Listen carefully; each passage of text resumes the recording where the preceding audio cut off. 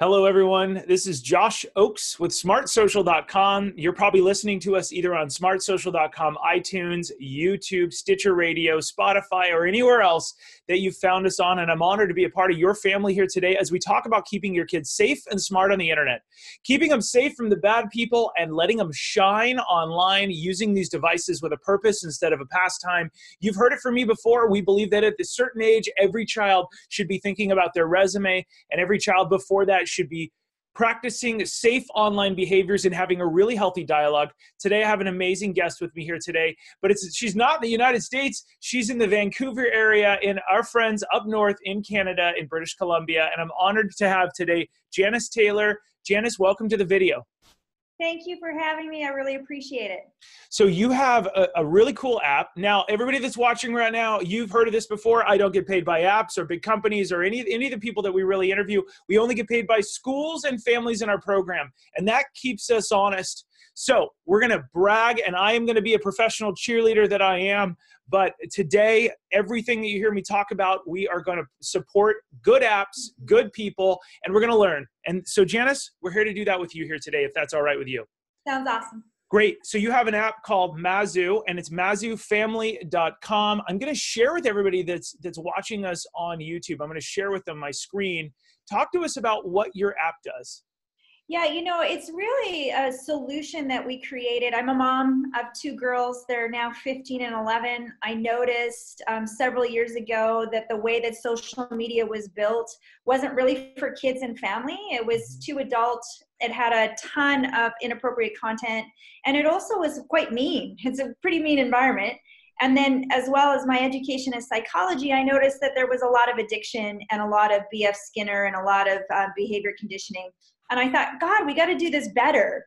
Yeah. And so Mazu, you can see right there on the screen, social media with matters. We're here to inspire kids, but also empower parents. Let's bring us into the world together like the Disney movie. Let's have some fun, but let's also have this as a teaching place. Yeah. And really a positive way that I felt that social media originally was supposed to be, but didn't end up there. Yeah. So those of you that are listening to us online and can't see it, you're in the car or you're exercising. Social media with manners is what the website says. We're on mazufamily.com. Inspire kids, empower parents. Mazu promotes mindful interactions based on core values, fun activities designed to build emotional intelligence, and exclusive experiences kids won't find anywhere else. You can download it for Android, for iOS. Mainstream social media isn't designed for kids. Mazu is. In Mazu, you can join communities that you care about, share ideas, stories, images, and more to the village, engage in moderated group chats, chase engagement, not likes, and discover something new in the heart of Mazu. You've been featured in Inc., Huffington Post, Forbes, Business Insider, and then it's What Is It? Work With Us, Love a Million, and you have partners. A lot of Canadian partners, well, LA Lakers, yeah, that's awesome. So those of you that are listening, there are some logos of different organizations that they're working with and so on. Okay, so that's a little background on how your app pitches it. We're going to stop sharing for just a sec. Talk to us about how this app works, how it got started, and then I want you to teach us a few things if you don't mind. Yeah, for sure. So as I mentioned, as a female founder in 2009, I had no idea there was this magical world of Silicon Valley. I'm from Canada. I was living in Saskatchewan, which is in the middle of nowhere, like the coldest place on the planet. And I noticed there was this change in our physical environments in real life. There was no kids outside. Parents didn't get out of the car. I'm like, where are the hockey nets? Canada, you can't go down the street without a hockey net. I'm like, where did everyone go?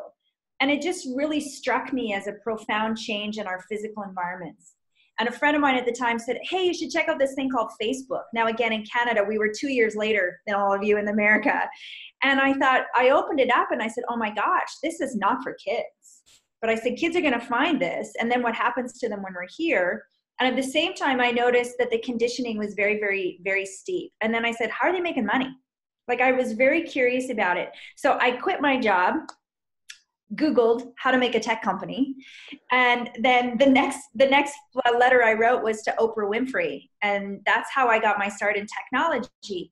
And so for me was always looking at it from the hypothesis that if technology caused the problem, could I use technology to solve it? Like I didn't have the mindset of like, let's throw all the phones out and let's go back to the dark ages. I didn't feel that way, but I felt that we could do it better.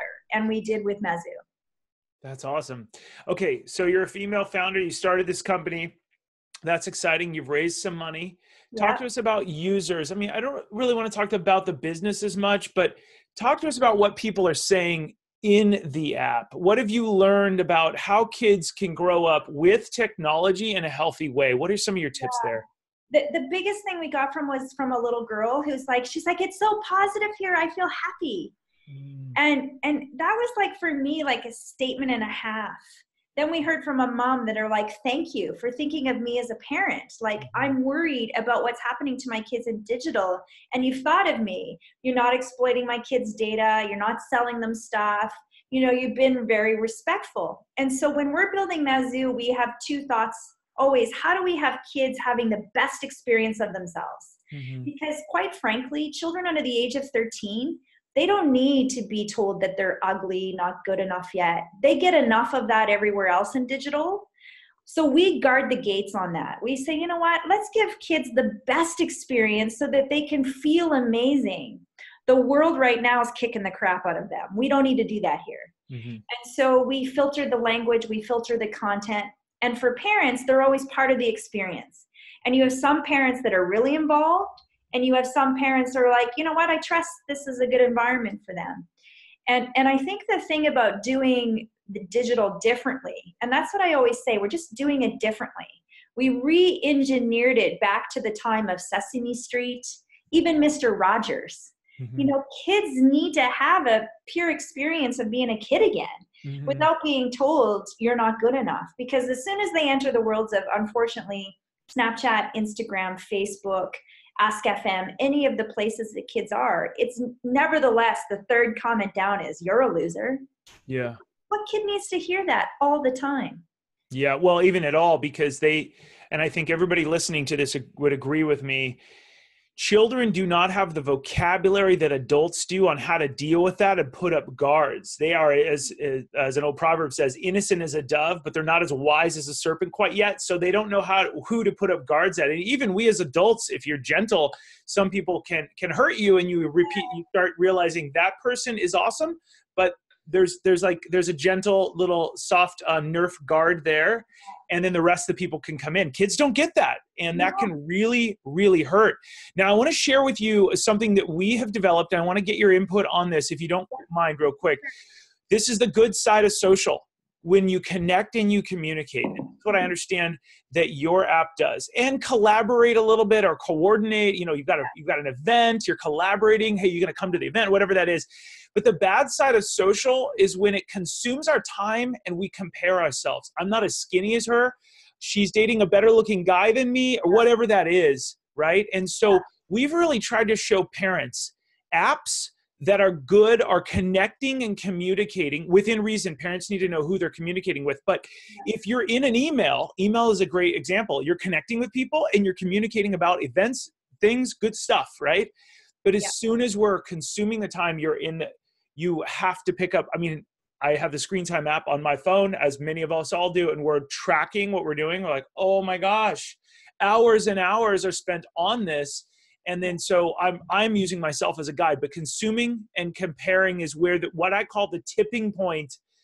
And that's where I'm constantly talking with people. How do we get it back to connecting and communicate? So talk to us about how your app does that, to connect and communicate. Yeah, so that's a big part of it. We want kids to connect to their interests. So we believe that the greatest motivator of children is our sense of purpose.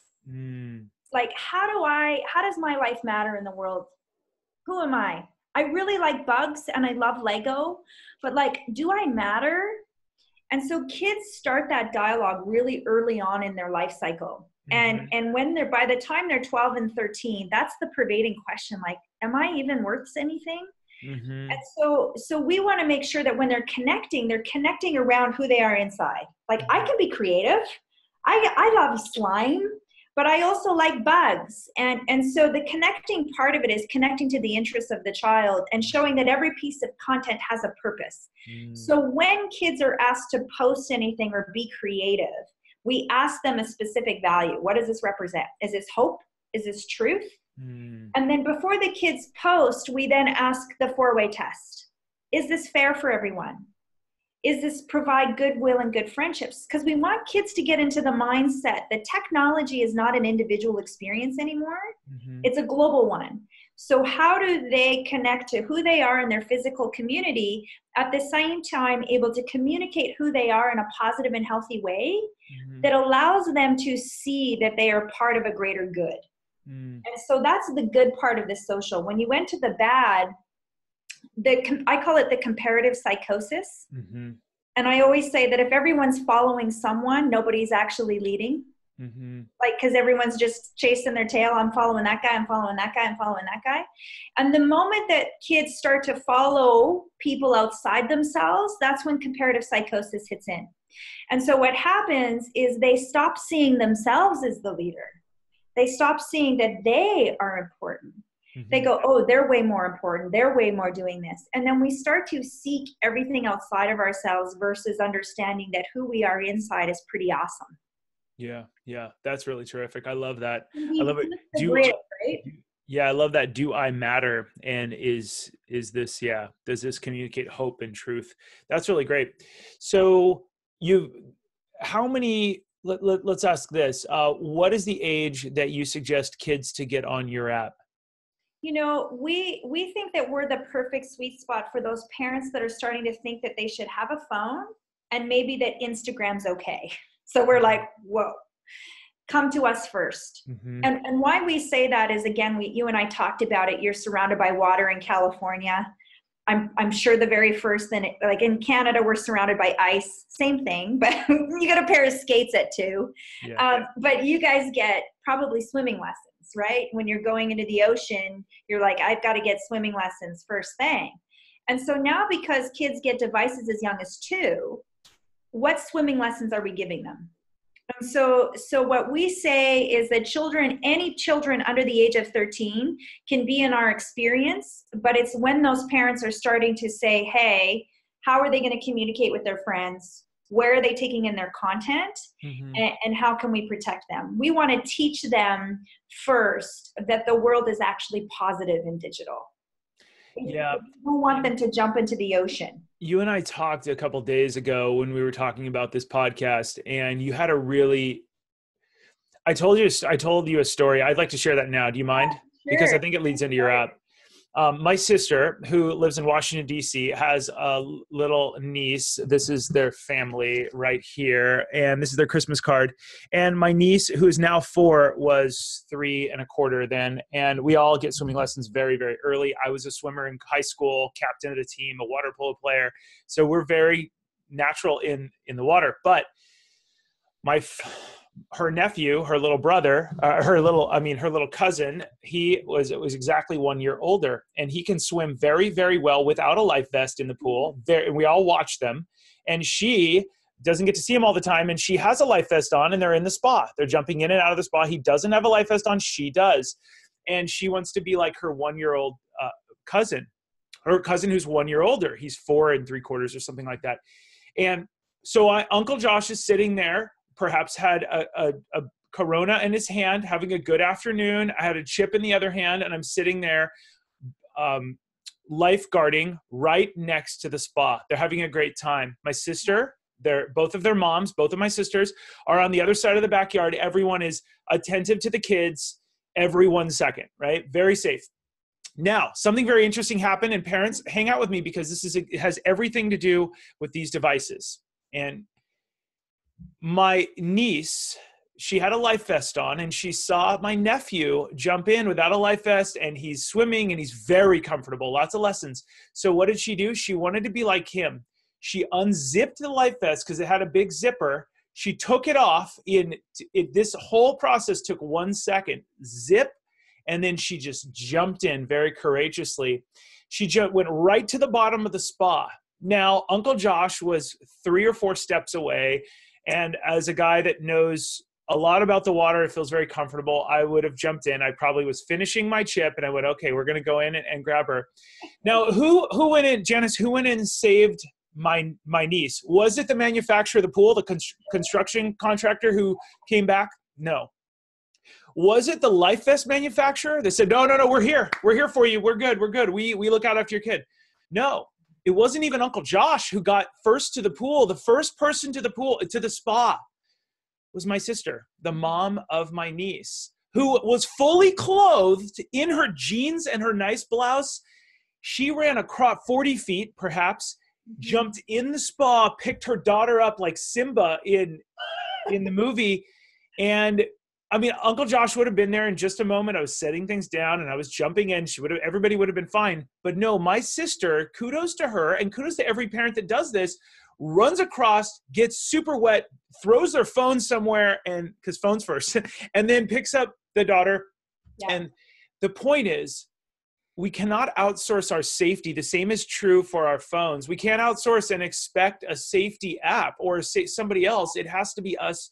We have to have a constant dialogue, have to look out for the kids. Even Uncle Josh would have been there a second later. And kudos to my sister. Well, and your sister never said afterwards, we're going to put concrete in the pool and she's never going near water again. No, in fact, here's what she said, and this is applicable to the iPhone and Androids. She said, Josh, drowning is a silent killer. Kids can't, it's not like in the movies when they're going, oh, help me, I'm drowning, and they go to the bottom and they come back to the top. She said, you can't hear them. And that was really scary for me on a lot of levels, but especially digitally, the same is true. You're not going to hear your child gasping for air. They're going to get quieter. If anything, they're going to feel sad and they won't go to people. No. And it happens all over the country and things start going downhill from there. And so you're exactly right. My sister didn't say, never water again. She said, no, we will go back to the water gently. We'll laugh about this. We'll continue to watch. And until that child thinks like a little bit like an adult and is confident, we'll be there. Well, you said something that was so important. So in the cycle of psychologically, emotionally for kids and also teenagers and youth, there's a lot of shame and blame when something bad happens in there, right? Mm-hmm. So someone says, show me your naked body. Oh, I feel ashamed. I can't tell anyone this. Mm-hmm. So when someone says, oh, you're mean, you're ugly, you're these things, they feel ashamed. Like maybe I am. So what your sister said was so important is it's a silent killer. It actually gets into the bones, into the spirit of the kids. Mm-hmm. And then it starts this little voice in their head that maybe this is true. And then they hear it again. And then they hear it again. And then they slowly go within themselves that by the time they're a teenager, all of this becomes a bomb. And that's what we're seeing now in all of the data, which is really important for parents to understand. Is that just in the last 2 years, a great psychologist, Dean Twenge out of the University of San Diego, landmark trial, she said in just the last 2 years, we've seen a rapid increase in depression, anxiety, suicide rates, all with a causal or a correlation back to social media usage, particularly Instagram. So what's a silent killer for me in the world of social media when kids enter these spaces too early, when they're emotionally not ready yet, is it gets into their brains, into their bones, and then they go really quiet within themselves. And so what we do at Mazu is we guard the gates of love. We think kids need to come into the world of digital loved on. And so we bring in influencers to inspire them to become amazing humans. And so we guard the gates of love, just like your sister did with the pool, and you would have as well. They can have a loving experience that's fun. But you're not saying to them, hey, there's sharks are in there, there's sharks are in there, there's sharks. You're not making them feel afraid of the pool, because that would be you would just be shooting yourself in the foot, right? Because you'd be like, why am I making them afraid of something that doesn't have to be scary? And so what we do in the world of Mazu is we guard the gates, we love on them, we marinate them in love, so that their spirit feels great, so that when they hear that, the first time they go to Instagram, the first time they go to compare, is we say, oh, but I've been loved. So now we have two voices that can compete. And so I always say, we're not here to take those down, we're here to run alongside them. Mm-hmm. But when our kids need a dose of love, Mm-hmm. come to Mazu. That's Come, awesome. we're going to tell you that you're awesome. We're going to tell you that you're great. And we're going to point you into directions within your real life world that show you that. Perhaps a foundation of positivity. So they Yes. feel that positive affirmations. Yeah. I matter. And these are the things that matter. Yeah. Yeah. I love that. And for everybody listening and watching, we have people, I was just looking at our stats. We have people all over. We have a lot of people up in Canada as well. There is no more common sense until you tell your kids that. And a big part of that is love. The school is there to teach your kids certain things in math, science, technology, engineering, but it's up to you. As I know that all of our guests agree with, is you need to love on them. You need to give them what you love. Now, what are some tips that parents can do in your app or even outside? How can they love on their kids? You know, I think the biggest thing that what we need to do is have a balance between digital and real life again. You know, there's a really interesting documentary by the Pope. I'm not Catholic, I'll say that. But the first thing he always says, that he always asks parents when they talk about their struggles, he says, do you play with your kids? You know, I think what we've done in the digital age is we've turned this into an adversarial thing where we're chasing our kids all over the internet. And I'm like, okay, let's just stop that for a second and let's have fun with our kids again, both in digital and real life. Like, I send pictures of the 80s with my giant hair to my 15-year-old every morning. When she complains about her bad hairstyles, I'm like, look at mine. So I have some fun with her in her world. But parents, number one, stop chasing your kids all over the internet. Engage with them, teach them, and be that relationship. Doesn't mean that you're going to be their friend. It means that you're there to show them another side of the world. Yeah. And why we need to guard the gates of love as parents and families in a digital community and a real life community is, I was a vulnerable kid. My mom worked 3 jobs. From the time I was a 6, I became a kid of the streets. And I had these families from all over the world that fed me. Everyone's like, who's feeding Janice? Someone's got to feed her. And that village really raised me. So what we need to bring back is the fact that our parents were on the same team. And you and I had that conversation about sort of the golden rules and how do we govern this digital age. We need to take what we used to learn in our old school lives where, you had the golden rules, and we need to apply them into the digital world and understand that we as parents, we're on the same team. If you're happy and your kid's happy, so is mine. But if your child's unhappy and they enter the digital world and they put that out on everyone, then we're all in it together again. And so it's really just bringing some calm and some reasonableness, and understand the balance that we need to have with our digital life and our real life. And we as parents, we got to get on the same team because we've got to do this together. It's almost like a cold. If your kid has a cold, let's get them better, because the whole block, the whole cul-de-sac, when we're playing hockey, little Canadian jab right there. When we're playing hockey, we're gonna get all the kids sick for a little while, Yeah. Give them a and cold. I think what digital did to all of us, it created a very us versus them mentality. It's really polarized a lot of our communities, as you're seeing in the United States, but all over the world. Everyone wants to be right or wrong. You're either wrong or you're for me or against me. And when it comes to kids, this is where we need to extract ourselves from that digital world. That's why kids don't belong in those spaces right now. They're too polarized because kids are learning everything is either this or that. Where really, when it comes to kids, when they're getting nurtured in their social emotional development, they need to understand that they're part of something bigger than themselves and that they matter. So how do I matter but still be part of a community? And that's the most incredible part of what we're doing at Mazu, is we're telling the kids that they matter, but so does their friend. And they're important, but so are the neighbors. And so we're really bringing this balance back. The disservice of social media today is everyone's an influencer. I'm the best, I'm the best, I'm the best. Look at me, look at me, look at me. I'm better than you, I'm better than you. And when we're not doing that, we're arguing about, are you for or against? Are you for this or against it? Because you can't be both. And so we've created this real hyperpolarization. And kids, my fellow parents, if you're listening to this, kids are feeling this anxiety. They're feeling this world that seems to be devoid of hope right now. We got to bring some love back. Like, they just want to have a whole tickety-boo good time. And they want to have a good time with you as their parent. Because the thing that I will always say to parents is that the number one star in a child's life is you.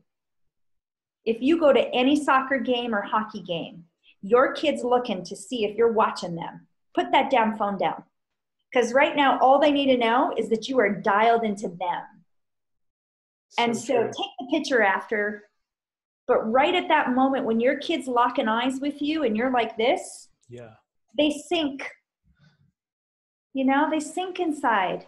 Yeah. Because they think that you think someone else is more important than them. Yeah, be present. Yeah, we talked to a lot of parents, their kids are on Fortnite and stuff, and it's a very similar type of message. I have kids at the end of our parent night speeches, they'll bring some of their kids to it, and two twin boys came up and they said, can you talk to our parents? They're sitting in the back about Fortnite. We like it, and we want our dad to play with us on it. And the dad kept saying, oh, but I don't have time for this, but I don't know.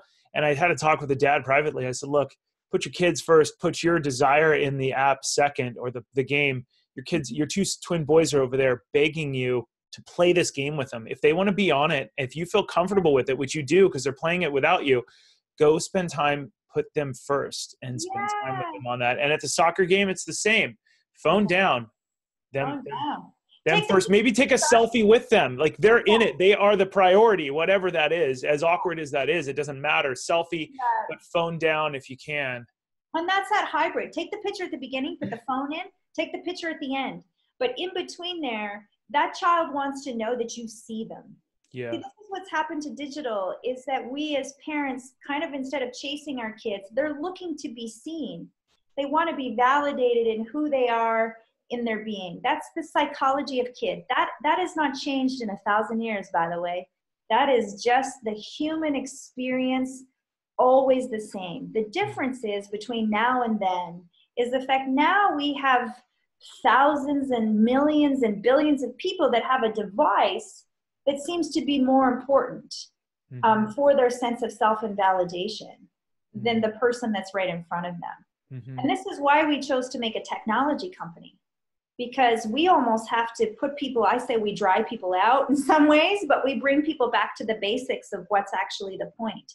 And we retrain the brain back to what that actually means. And that's what digital was really supposed to be in its infancy, was an ability to create that connection and communication, but not for us to live. We were never meant to live inside the computer. We were meant to use the computer, like, as a tool. To connect and communicate. Yeah, and all the rest is just what we say, numbing and stuffing you from your real life. And it creates the shame and blame cycle of addiction. So everyone's talking about addiction around dopamine. That's actually not what it is. The actual true path of addiction is numbing and stuffing. That's what addiction is. I'm going to numb and stuff my feelings and lose my life.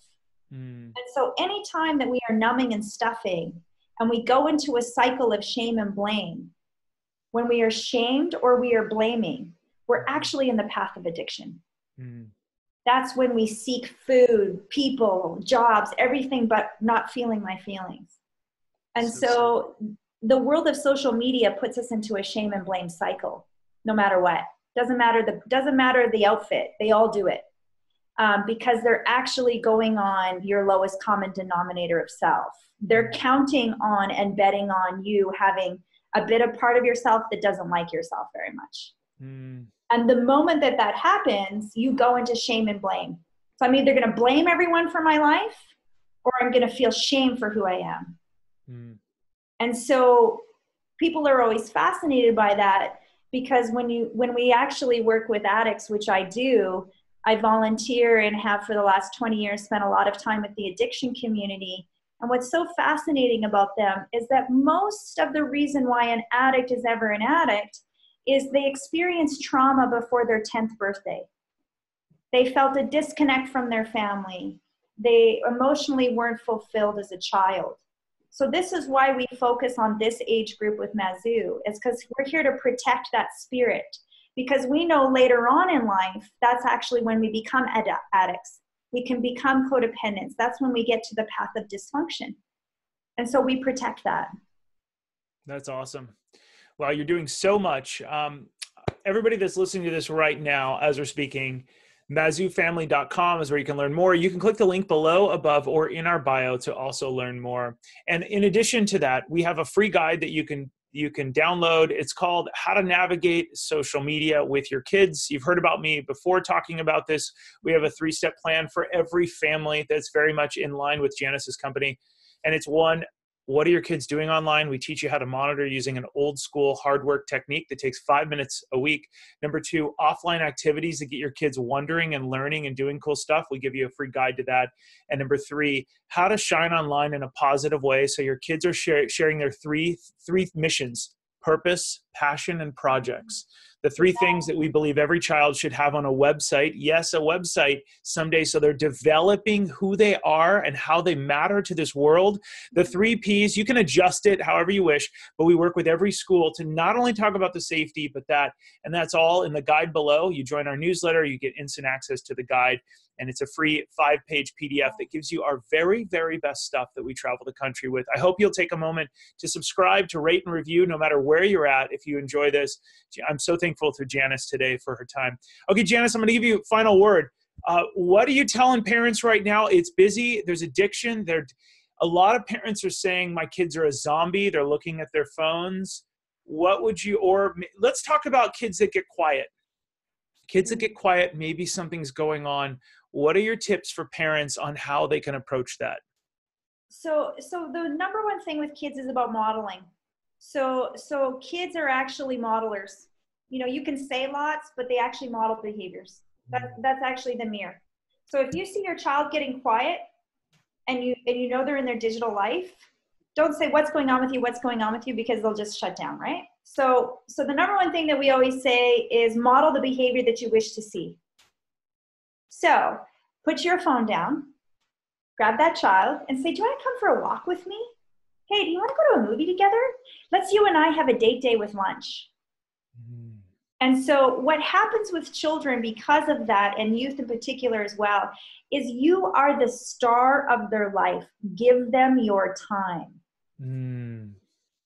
So when you see children going quiet or they're withdrawing, put the phone away and say, you and me, what do you want to do today? Ensure that it doesn't include anything on digital. Because they actually have to, what we say, they have to detox a bit out of that environment because their brain's been firing too much. And what we say, they're in their stinking thinking. They're in their head. You got to get them out of their head and into their body. So whatever that is for you as a family, just know that when that's happening, your phone in your purse, in your bag, put it down and connect with the child because the child's actually missing you. That's who they're missing. They have lost themselves into the vortex because of that. And we just have to own that as parents. It's not a shame and blame thing, parents. We're all doing it. I love it. I love that. I am so thankful for you. You're a part of our smartsocial.com family. I want to share a little story. I'm very close with my parents. My dad is one of my best friends. We joke with each other every day. I'm going to tell you a little something I give them a hard time about. And if you're doing this with your kids, they may not have the vocal ability that I do in saying this. I have this fancy $400 watch, which looks stupid, but I wear it every day. Oh, it's asking me, what do you want me to do? But my phone never goes off. It's silent. It may vibrate here. In fact, it doesn't. It vibrates here. So I am in a meeting. I never am pulling myself away from a podcast, a person, a relationship, a discussion. It vibrates. And if I have the ability to do that in a non-rude way, I can see who's calling, who's texting, connecting and communicating. Awesome. Then I can pick this up. It is a design for my life that works because my phone does not own me. My father, hilarious, retired, great guy. Every email and every text, and I'm like, Dad, you got to turn this thing off. Because every time I have a discussion, he's like, hold on. And I'm like, oh my gosh, I've been loved my whole life and all this stuff. But I could see that for a younger child. And I have the vocab going, stop it. Put that thing on silent. I don't want to see it anymore. Come on. I don't want to use you as an example in my podcast. But if that's happening, if you're going, hold on, then this device is in front of, and a barrier in front of your child, you're going, hold on, this is my baby, you should wait, right? And that's how it could feel to some people, but to my father, it's not that way. And he doesn't get very many texts or very many emails. But that's something I have chosen to do with just a vibration, and it doesn't stop what I'm doing. Janice, you're the most important person right now in my life at this moment. And nothing, you know what I mean? So if any of the parents are listening right now, that device, if it's pinging, that will drive your kids nuts. Yeah. Just know that. Consider putting it on silent, going to it, unless, I mean, obviously, if you're a doctor and someone's in surgery and you have to, that one number needs to come in. We get it. Yes. But there's nothing more important than the attention and the presence of your child. 100%. And the one thing that I want parents to realize that they won't tell you, the voice in that child's head when they are in digital is reinforcing a belief that they are not worthy or they don't matter. Mm-hmm. That's the only voice in their head. As young as 3, 4, 5, 6 years old, that's when that voice becomes activated. I don't matter. I'm not worthy. So the moment that we do this, all that child is getting reinforced right now is I don't matter and I'm not even worthy for my mom, my mm-hmm. dad. Mm-hmm. So then they go back into the world of the vortex seeking that validation, that sense of belonging, that love. And the last person in the world that should ever be giving it to your child is someone you don't know. Yeah. I have a friend in New York in the tech space. His name is Ben. And when we go around Manhattan, New York, he goes, hey, I'm going to take a mobile minute. I'm checking my email. He lets me know that, Josh, you're important, but I'm going to make the mobile minute for this. And then I'm back to you. And then I'm back to you. He's almost like not asking for permission, but just saying, I'm not going to talk to you for a sec. You're important. Can we pause our discussion? Because we're walking down the street. So he'll take a mobile minute. We're good. All right. He puts it back in his pocket. I love that mobile minute, telling your kids, hey, I'm going to check my email. I got a text. Hold on one sec. Yeah. They know what you're doing. And it's psychologically, it's like, oh, I have the affirmation to know that they're doing something because they got buzzed, but I'm still important. I love it when Ben does that. I'm like, mobile minute, that's genius. And I think one of the things I want to say to parents on that is that parents, we're all still little kids inside in many ways, you know? And so the voice in our head as well as the parents and adults is that we're not worthy and we don't matter. We're in the grind. We're trying to make bills. You know, we're trying to make ends meet. We're running around. We get lost in the Facebook. We see our old high school friends living this awesome life. We're on Instagram and these perfect moms that look all awesome, like that live in these perfect things with perfect meals. And so what voice is in our head? I'm not good enough. I'm not worthy. I'm not rich enough. I'm not successful enough. I don't have as many followers. I don't live this life. I don't go on this vacation. So what's happened in our brains and that voice in our head is that reactivated old little girl self who didn't feel that way in the first place. Mm-hmm. So what happens then is we as parents, we got to snap out of it for a minute and realize that that's our kid who's also feeling the same thing. And like I have a 15-year-old and an 11-year-old daughter, and I know right away when Shaya's had too much time on her digital device. She's upset, she's angrier, she's more agitated. And I'm always like, I haven't been present for you, have I? And she said, no, you're busy in your own life. You know, as a teenager, snark comes back. And I'm like, oh my God, I have been. So, you know, we're just human. And I think the gentleness that we need to give each other as fellow parents is knowing that we're all kind of going through the same experience in digital that our kids are too, if we're honest about it. And if we start getting kind of real honest about it, we've got to admit that we don't feel very good when we're there either. Mm-hmm. So how do our kids feel? They don't have the ability, like you said, the language and the development and the understanding of that. And even though I'm an adult, I can still get my feelings hurt. Mm-hmm. You know, someone said the other day that my face was so long, I looked like a giraffe. I swear it's stuck in my head, and I'm 43, you know, like I'm going, is it? I'm measuring, I'm staring, I'm going, oh my God, it really is. That's so hurtful. You know, and you're gorgeous. Thank you. But, you know, that's the thing. Yeah. So that's the thing for parents. You know, I love my fellow parents. We're in a tough time with our kids right now. Yeah. I'm in the world, and there's a lot of negative energy. We got to raise the vibration back to love.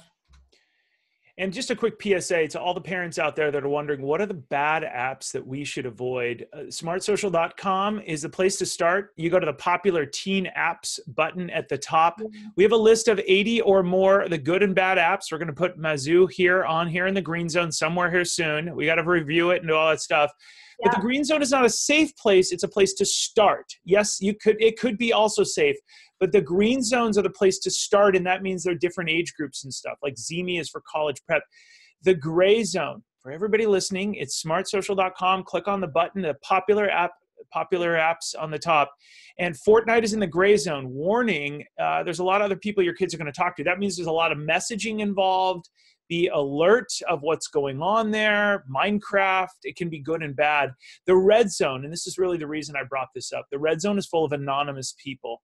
If your student is on Ask FM, After School app, Bumble, Burn Book, Calculator private photo app, Facebook Messenger for kids too young in our belief, or any of the other apps, IMVU, there's a ton more, Kick Messenger. These are apps where anonymous people can contact your child, and we have seen a lot of law enforcement contacts us saying, what do you think of this app? Here's the situation of the child abduction. We are really standing for helping parents see that sex trafficking is alive and well, and it's scary. So we have a list of the red zone apps. 100% free for you to go download. Take my free webinar that's at the top of the page, Parent Safety Webinar. It teaches you the top 25 you've got to know about, the good and the bad, especially the bad, because we really want to help parents feel comfortable about what are those behaviors that they should avoid. You can also join our free newsletter to really get these as they drop, as they come out. We do an app guide. Like the Text Me app is a burner app that's really, really bad. It helps people to create fake email addresses, fake phone numbers to contact random people. So that's just a quick PSA. One with Visco, is Visco hit the US? I'm sorry, what? Have you had Visco out there much yet? Yeah, VICO. Yeah, we have to review that one probably next. Yeah, that's a pretty interesting one that parents should know about.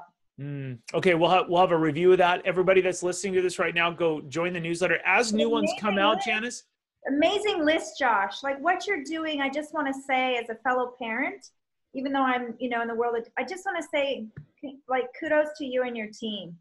Thank you. Like this information is power, and I think what you're doing is such important work, and the ways that we can all collaborate together to make the internet a safer place for kids, I think is really beautiful. Well, thank you so much. For everybody listening here today, please rate, review, and subscribe no matter where you're at. Smartsocial.com, join the newsletter. We're looking to spread our message to more people. This year, I'm making 200 videos on YouTube, not to mention all the other videos, micro content that helps you keep your kids safe. We're up against a lot. We're keeping you safe and smart on the web. I'm Josh Oakes with smartsocial.com. Remember, your kids are watching, so be sure to keep it light, bright, and polite, and model that positive behavior. The title of my book. I'll see you guys all very soon. Janice, thank you to you. You are awesome. Thank you. Thanks so much, Josh. Thank you. We'll see all of you very soon on the next episode. Have a great day.